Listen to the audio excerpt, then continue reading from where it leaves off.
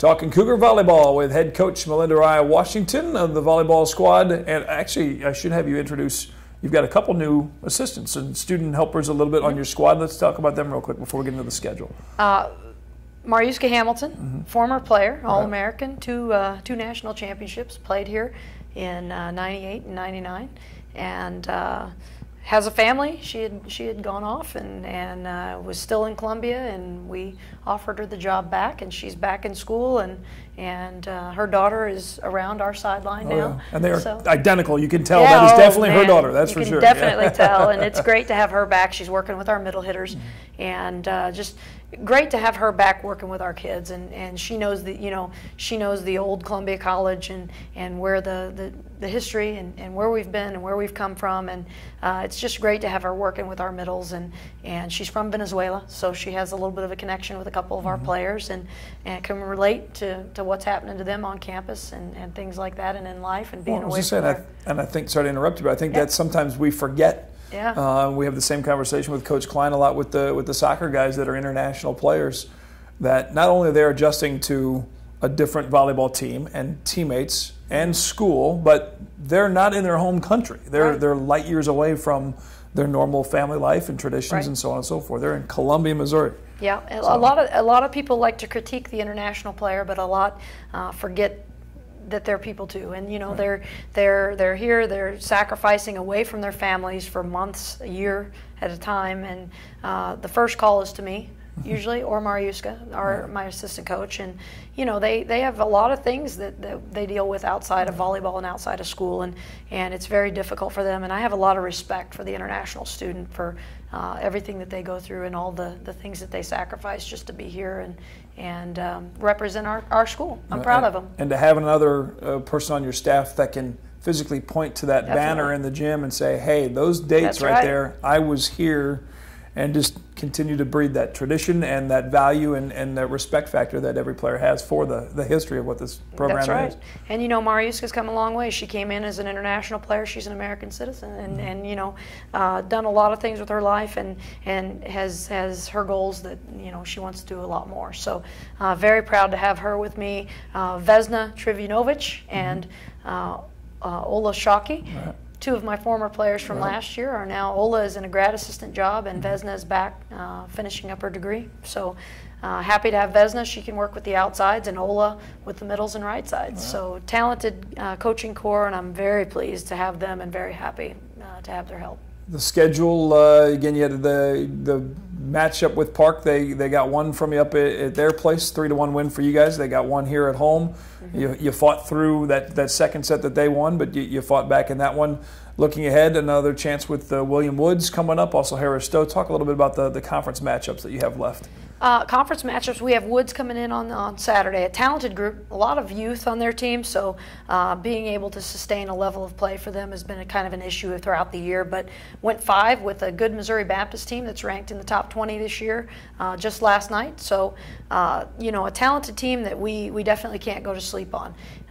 Missouri Baptist coming in, like I said, we're going to have them twice, home and away yet.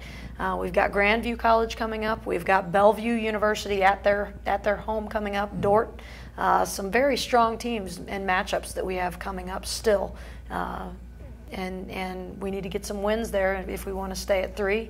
Then a conference tournament, a full conference tournament at the end, and playoffs following. Most definitely. And again, as we've talked about over the years with the volleyball scheduling, just based on the numbers, the top 25 teams, so many of those schools are in California conferences, some out of Texas, and you have to, in those early tournaments, schedule some of those tougher teams. I know you've got another road tournament in Nebraska and the Bellevue tournament to focus and get ready, but there's nothing like the postseason.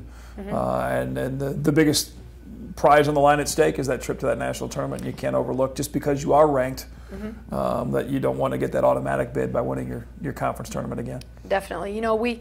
You schedule difficult for a lot of different reasons. My philosophy, I like to have that really tough schedule up front. I like to see so we have measurement. We need to know where we are at the beginning of the season, not play easy teams at the beginning, so that you don't really know where you are. You can have 20 wins in a row, but if you haven't played anyone ranked in the top 5, you don't know what your weaknesses are.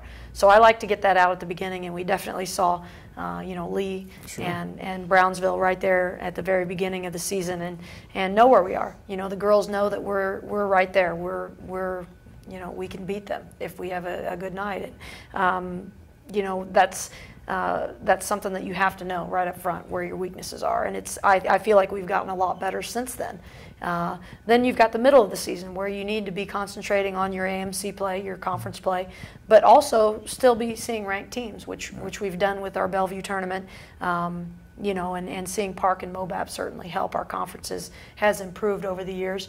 And then, at the end, we've got Grandview coming in for a late October match. So I feel like we have a very balanced schedule. We did drop one tournament this year, but a solid conference helps in that we do see Mobap and Park right. twice each during the regular season. So I think we've balanced our schedule, and I think we have the competition that we've seen has helped us. ColumbiaCougars.com. You can meet all the new players on the website, see the rest of the schedule. Again, it's hard to believe, but in a month or so we'll be into that AMC conference tournament. Some big home dates at Southwell Complex to see these Lady Cougars in action in the volleyball court. Real quick in closing in this episode of this edition, one thing that you got to fix. This team's like the mission number one right now. If we could change it tomorrow, what would that be?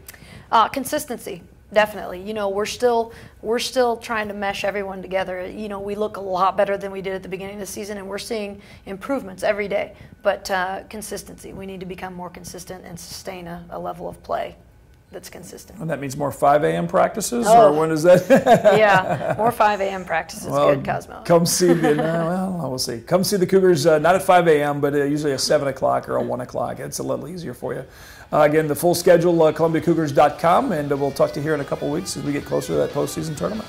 Great. Thanks, Coach Melinda Y. Washington. The Cougars, again, off to its middle of the season. Come see them at ColumbiaCougars.com. Thanks for watching Cougar Coaches Show here on Mediacom Channel 22.